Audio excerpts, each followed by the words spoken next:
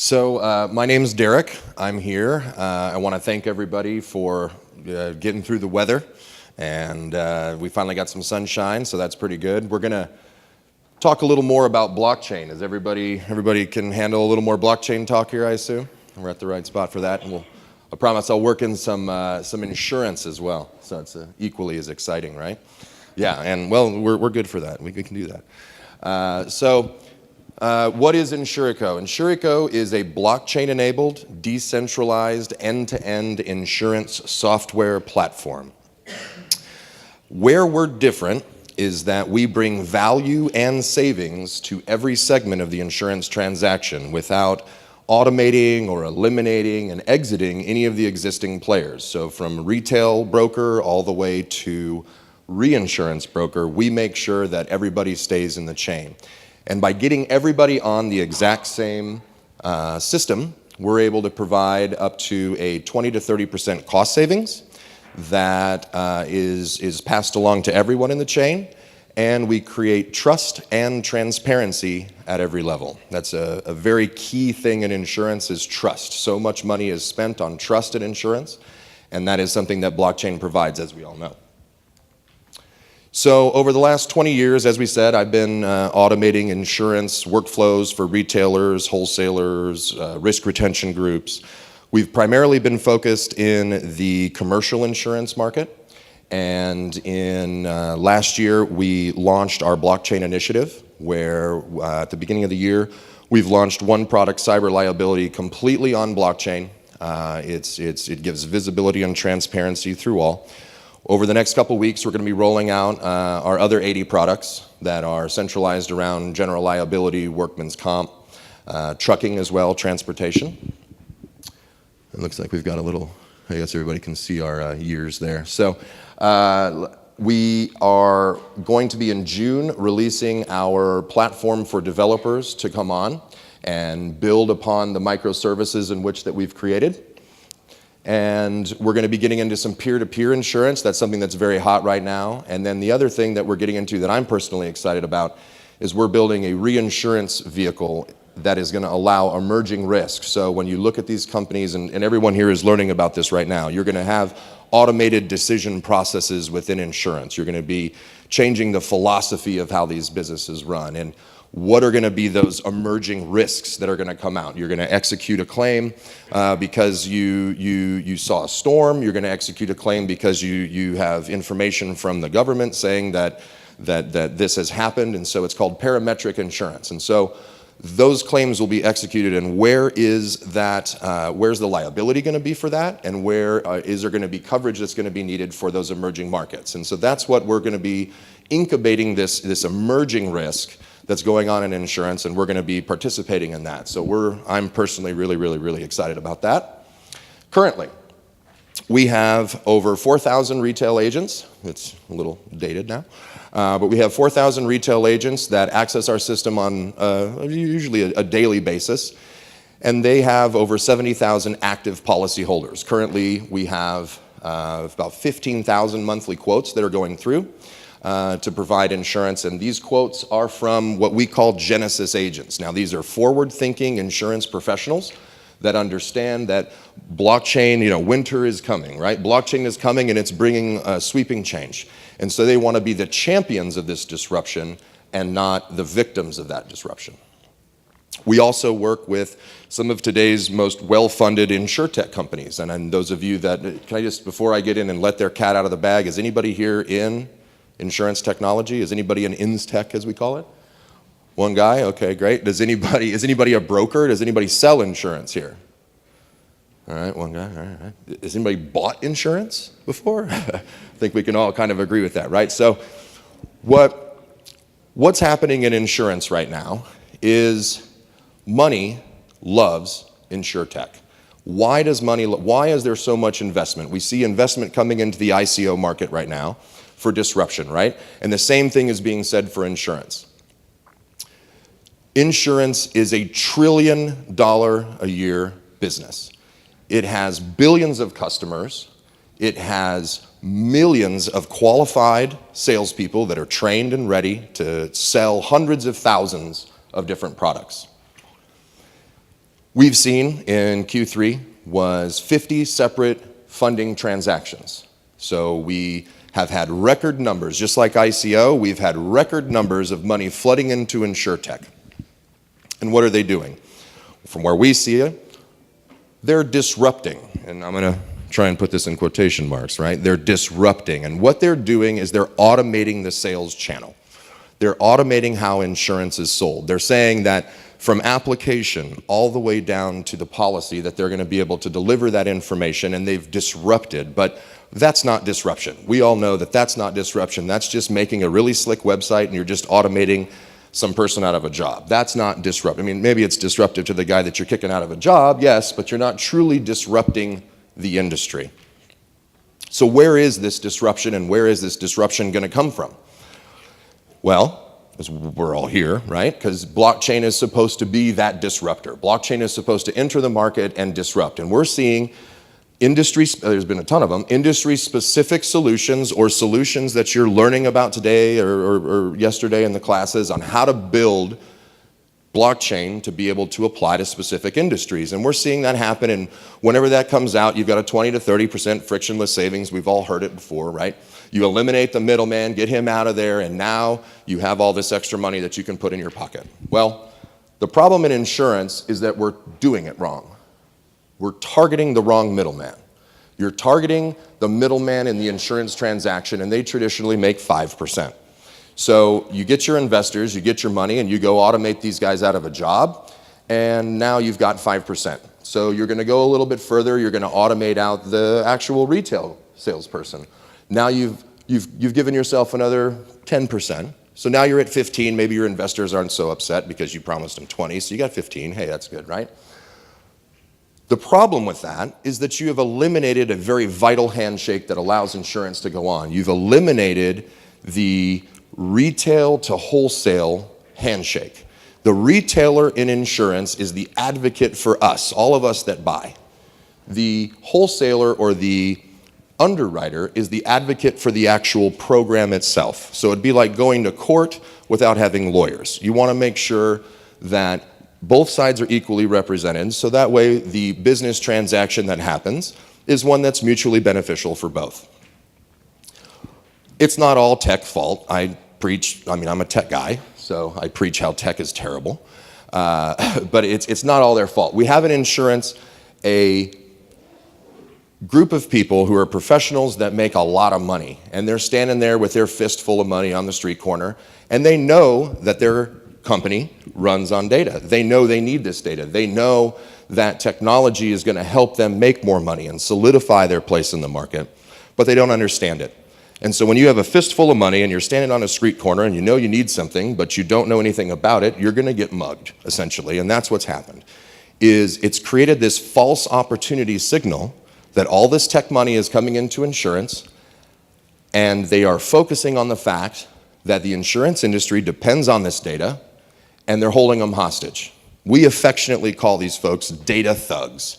And as we're learning all of these new technologies here, this is a developer conference, obviously. Next week, I'm gonna be in Vegas, and I'm gonna be speaking at an insurance convention. It's an automation insurance convention for wholesalers. And they're all gonna be looking at me, and they're gonna say, you're the blockchain guy, so how does this work for me, right? How do I not get eliminated? How is this gonna work? So how it works is, as we know, any good revolution starts from the bottom.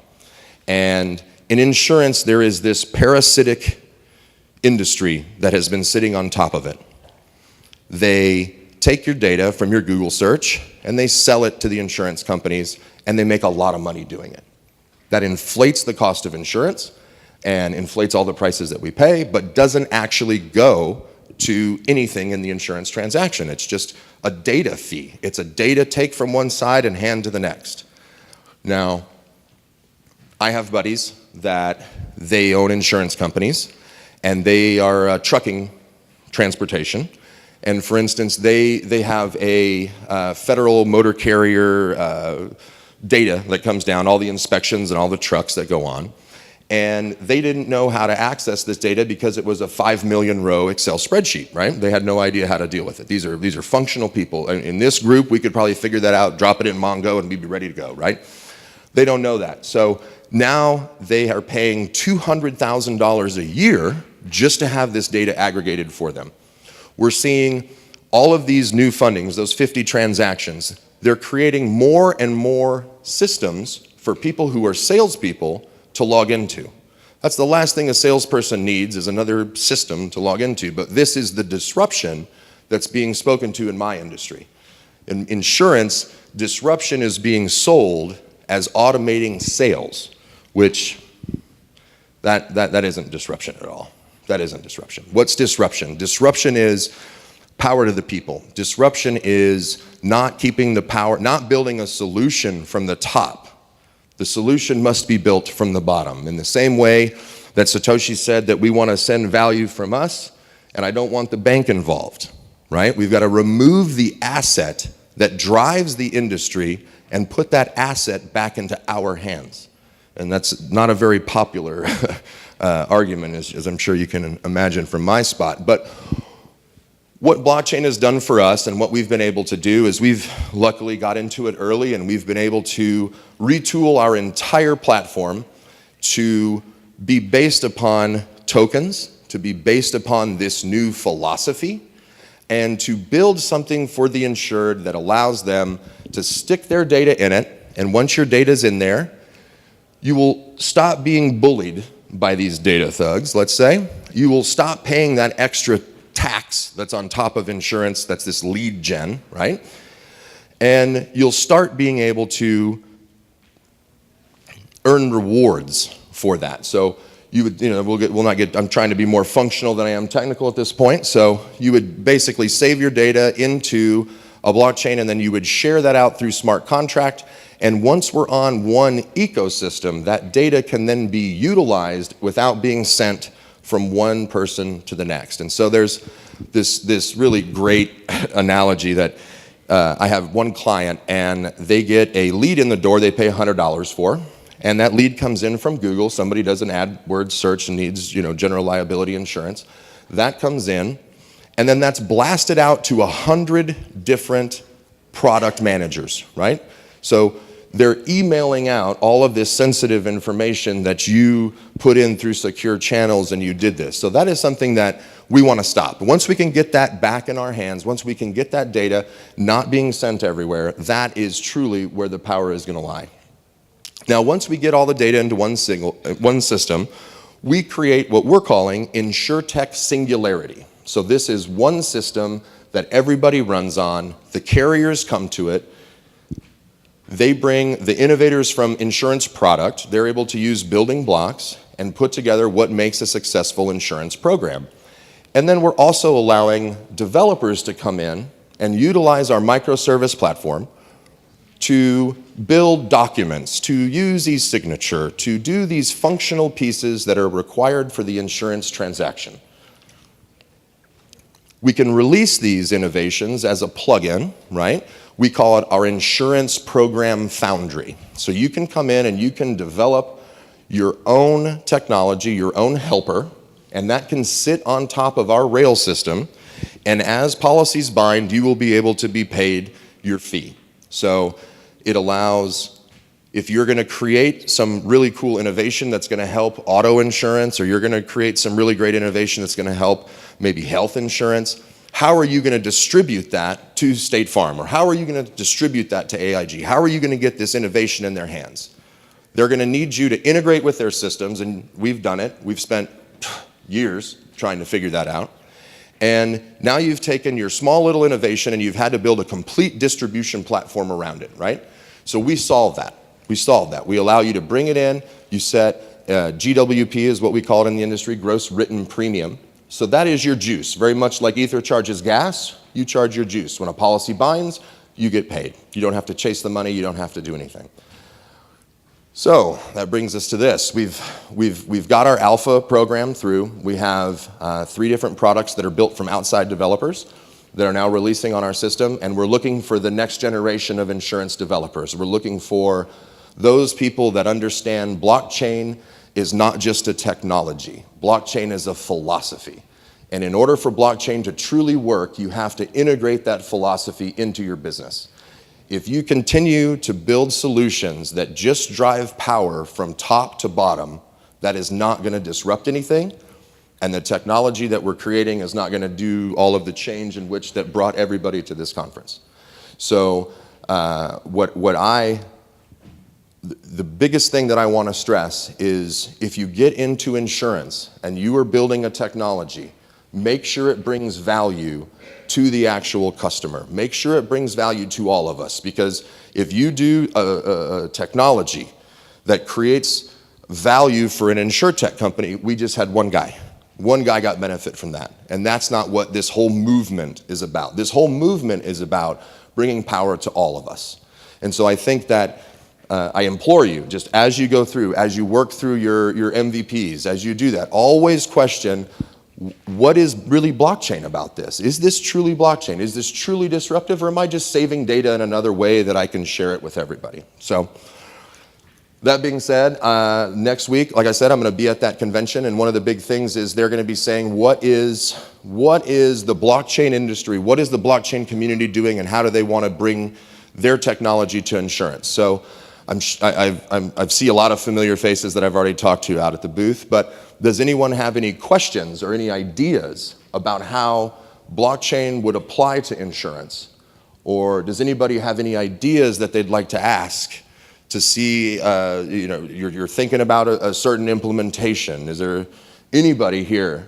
The billions of dollars, none of that, trillions of dollars, no, that didn't entice anybody, so no. Thank you. I don't know your name, sir. Could you please speak up?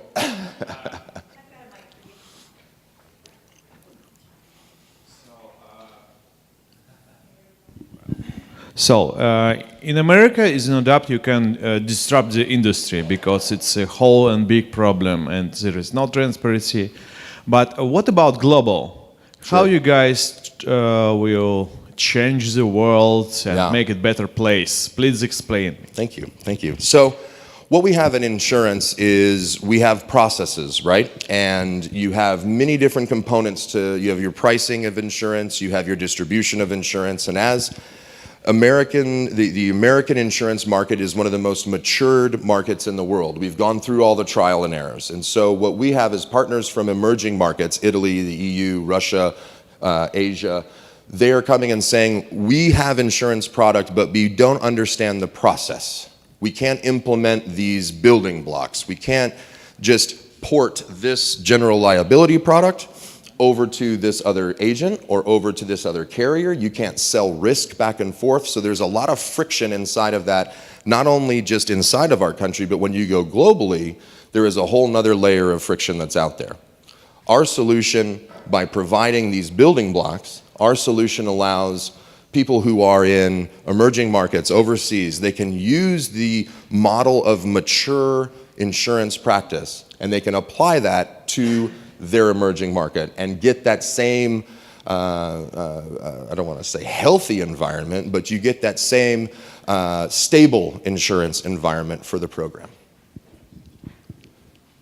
Anyone else? Yeah.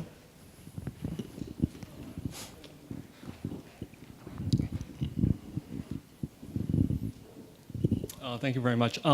My question has to do with the nature of the insurance market. The way that the insurance market works is there's a cycle, essentially, where there's a lot of hard market where there's going to be very high prices. Yeah. Because of the nature of, like, for example, if you had just had a catastrophe, then all the prices go up. Yeah. And then you have a soft market where things kind of like the volatility comes down. And correct. So with this, how would you tell the customer to differentiate whether it's a nature of the cycle or whether the savings is really coming from the technology innovation? Sure. So the reason why insurance goes through cycles is, a little bit if it's flood insurance, obviously weather, and that's gonna contribute to it. So that's an obvious piece of it. But the other side is the inability to properly assess risk. So what happens is you think you're assessing this risk and you go along and you write premiums and you lose a whole lot of money, right? Some certain insurance carriers go out of business because they didn't properly underwrite that risk. And so that is really, in a way, hard market, soft market. It's the companies figuring out how to accurately price their products. And I think that once we allow the more innovations, like one of our products we're working with is for liquor liability insurance. And so we tap into the actual POS system to pull the liquor sales numbers, so that way when we're charging that premium, it's done in real time and it's done accurately. And now the client isn't seeing this kind of wave of his price of insurance. It's more flatlining that's based upon his actual risk. And so what we see is that whenever you go blockchain, right, you're going to create that transparency. We're going to see as customers what is the model that this product is built upon.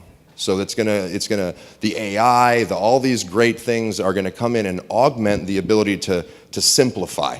We don't want to make it more simple for the carriers. Now, this is not a popular statement, but we don't want the carriers to be making money in a more simple fashion. We want us to be buying insurance in a more simple fashion. We want us to be understanding insurance in a more simple fashion.